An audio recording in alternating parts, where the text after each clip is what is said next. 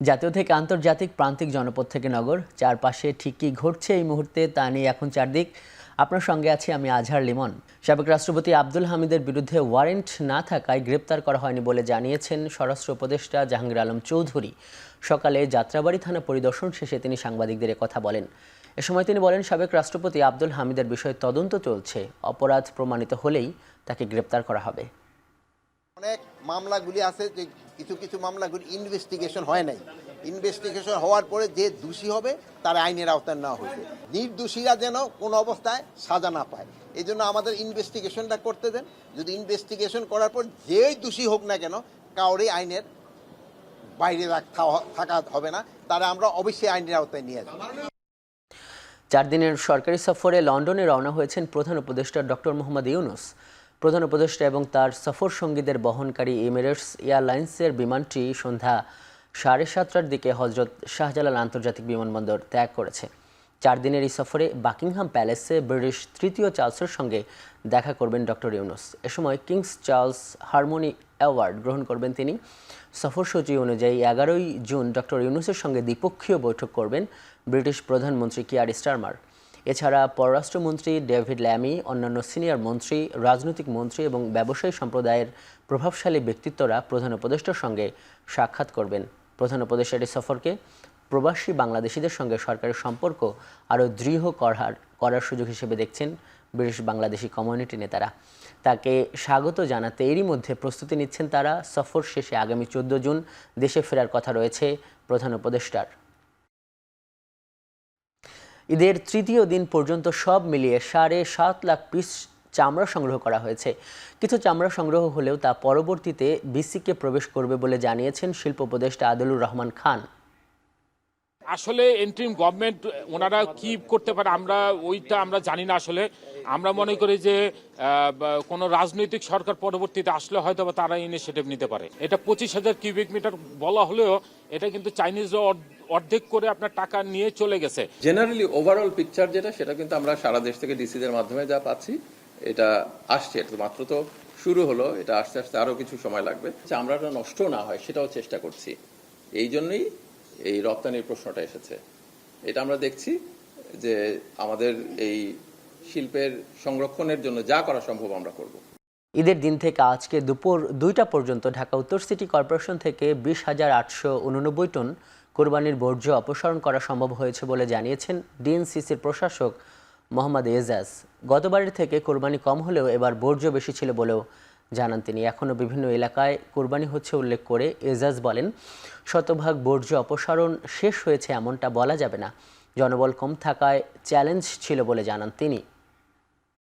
সিটিজেনরা খুবই responsible behave করেছেন, সেজন্য আমরা এই শহরে ঢাকাবাসীকে আমার পক্ষ থেকে, সিটি কর্পোরেশনের পক্ষ থেকে আমরা ঈদ মোবারক এবং ধন্যবাদ জানাচ্ছি।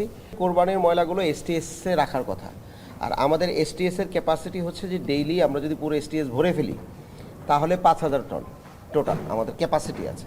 কোরবানিতে আমরা বলেছি, দেখেছেন তো মনে হয় যে প্রথম দিন প্রায় 12,000-এর মতো প্রোডাকশন হয়েছে। তো সুতরাং স্বাভাবিকভাবে আমরা রাস্তায় ময়লাগুলোও রাখবো, কিছু এসটিএসে তো রাখবোই, কারণ এটা অতিমাত্রায় 4 গুণ 5 গুণ, সেটা আবার আমরা কালেকশনও করবো। তো সুতরাং সেক্ষেত্রে এবার এই কারণে রাস্তায় ময়লা রাখতে হয়েছে এবং এটা আমরা কালেকশন করেছি। প্রিয়জনের সঙ্গে ঈদ উদযাপনে ঢাকা ফিরছেন নগরবাসী, তবে এখনও রাজধানী ছাড়ছেন অনেকে। সব মিলিয়ে আবার চঞ্চল হয়ে উঠছে বাস স্ট্যান্ড ও রেলপথ। ফিরতি যাত্রায় টিকিট কালোবাজারি নিয়ে রয়েছে অভিযোগ। এছাড়া ফেরার পথেও বাড়তি ভাড়া নেওয়ার অভিযোগ রয়েছে। মহাসড়কে ঈদে ঘরে ফেরা মানুষের নিরাপত্তা ও যানজট নিরসনে পুলিশ, সেনাবাহিনী সহ অন্যান্য আইনশৃঙ্খলা বাহিনী কাজ করছে।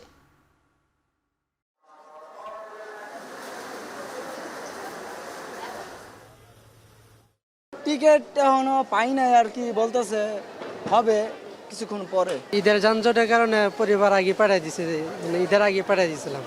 এখন আবার ঈদের পরে ছুটি হবে, ছুটি যখন খোলার জন্য ওদেরকে আনার জন্য যাইতেছে। এখন অনেক কাজ আছে গরুর, করলাম, করে এখন শেষ করে ঈদ এখানে কাটাইছি, কাটিয়ে এখন দেশে চলে যাব।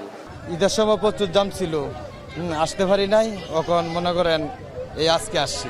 তা ভাড়া একটু কম আছে এখন, ঠিক আছে, ওর সময় ভাড়া বেশি আসছিল, এই কারণে আর কি আসা। 500 টাকা কয় ব্রিজে করা, 500 টাকা কি এখানে ব্রিজে করা ভাড়া? আপনারা নিজেই বলেন।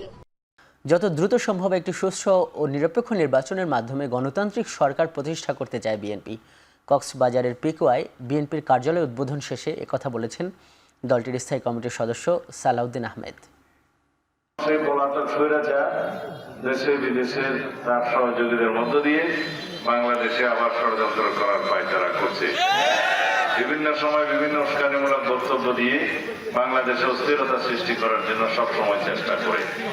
সুতরাং আমাদেরকে ঐক্যবদ্ধ থাকতে হবে, সকল মানুষকে গণতন্ত্রের পক্ষে ঐক্যবদ্ধ থাকতে হবে। এবি পার্টির চেয়ারম্যান মুজিবুর রহমান মঞ্জু বলেছেন, এই সরকার সমালোচনার মুখে পড়ার একটি কারণ রাজনৈতিক দল ও ছাত্রদের মাঝে ঐক্য গড়তে ব্যর্থ হওয়া। অন্যদিকে নির্বাচনের সময় ঘোষণায় মিশ্র প্রতিক্রিয়াই প্রমাণ করে সরকার এখনও নিরপেক্ষ। বিকেলে ফেনী সদর উপজেলার রানীরহাটে ঈদ পুনর্মিলনী অনুষ্ঠানে একথা বলেন এই নেতা। প্রথম যখন বিএনপি এই দাবি জানিয়েছে, আমরা তখন বলেছিলাম যে এই সরকারের সামনে অনেক কাজ, এখনই নির্বাচনের রোডম্যাপ দেওয়াটার চাইতেও গুরুত্বপূর্ণ হচ্ছে আমার দেশের আইন শৃঙ্খলা পরিস্থিতি উন্নত করা, আমার দেশের যে সমস্ত দুর্নীতি হয়েছে, যেভাবে মানুষ বঞ্চিত হয়েছে, ক্ষতিগ্রস্ত হয়েছে, ক্ষতিগ্রস্ত মানুষদেরকে আগে পুনর্বাসন করা, যারা নানাভাবে নিপীড়িত হয়েছে, মামলা মোকদ্দমা জর্জরিত হয়েছে, তাদেরকে জেল থেকে মুক্ত করা, মামলা প্রত্যাহার করা, এগুলোকে আমরা বলেছিলাম যে প্রথম প্রায়োরিটি দিতে হবে। ভারতসহ বিভিন্ন দেশে করোনা সংক্রমণ বাড়ায় দেশের সব স্থলবন্দর ও চট্টগ্রাম বিমানবন্দরে স্বাস্থ্যবিধি মানার নির্দেশ দিয়েছে স্বাস্থ্য অধিদপ্তর। চট্টগ্রামের শাহ আমানত বিমানবন্দরে থার্মাল স্ক্যানারের মাধ্যমে যাত্রীদের তাপমাত্রা পরীক্ষা ও মাস্ক পরার নির্দেশ দেওয়া হয়েছে। স্বাস্থ্য অধিদপ্তরের নির্দেশনা অনুযায়ী গেল রোববার থেকে বিমানবন্দরের ইমিগ্রেশন ও স্বাস্থ্য ডেস্কে সার্ভিলিয়েন্স বাড়ানো হয়। কর্তৃপক্ষ জানায়, ইমিগ্রেশন প্রবেশস্থলে হেলথ স্ক্রিনিং ইকুইপমেন্ট বসানো হয়েছে। এছাড়া থার্মাল স্ক্যানারের মাধ্যমে নন টাচ পদ্ধতিতে আগত যাত্রীদের তাপমাত্রা পরীক্ষা করছে মেডিকেল টিম। সেই সঙ্গে বিমানবন্দরের স্বাস্থ্যকর্মীদের জন্য জরুরি ভিত্তিতে পর্যাপ্ত মাস্ক ও গ্লোভস মজুদের ব্যবস্থা নেওয়া হয়েছে।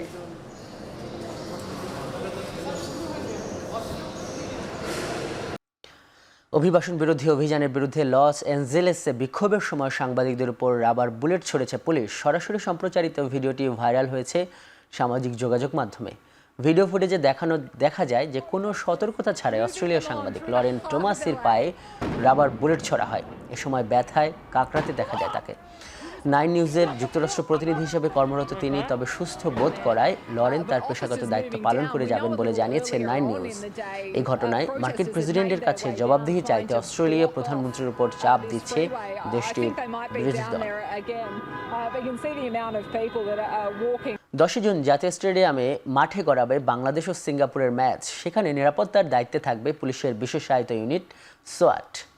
বিশেষ ইউনিটটি রাখা হবে স্টেডিয়ামের আশপাশে ও মাঠের ভেতরে। সে কারণে সকাল 11টা থেকে মহড়া শুরু করে সোয়াট বাহিনী। সাথে ছিল বোম ডিসপোজাল ইউনিট। মহড়ায় একটি ডামি বোমা নিষ্ক্রিয় করা সহ খেলার মাঝে অনাকাঙ্ক্ষিত কোনো ঘটনা ঘটলে সেখান থেকে পরিত্রাণ পাবার সকল উপায়ের অনুশীলন করা হয়। বাহিনীর 70 সদস্য সহ ডগ স্কোয়াডের 5-এর অধিক প্রশিক্ষিত কুকুর ছিল তাদের সঙ্গে।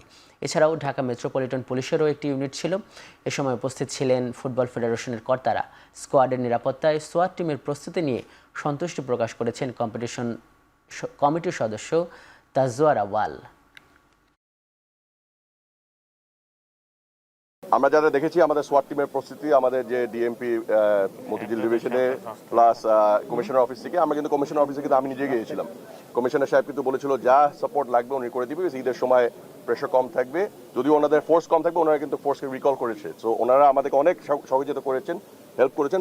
কমিশনার সাহেবের সাথে কথা বলে কিন্তু এই সোয়াট টিমের মহড়াটা প্ল্যান করা হয়েছিল।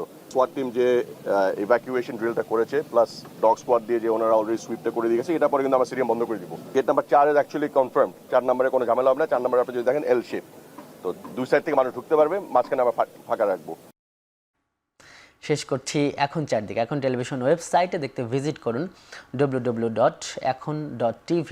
এছাড়া ফেসবুকে দেখুন facebook.com/tv.ekhon এবং ইউটিউবে দেখতে ভিজিট করুন youtube.com/c/ekhon tv।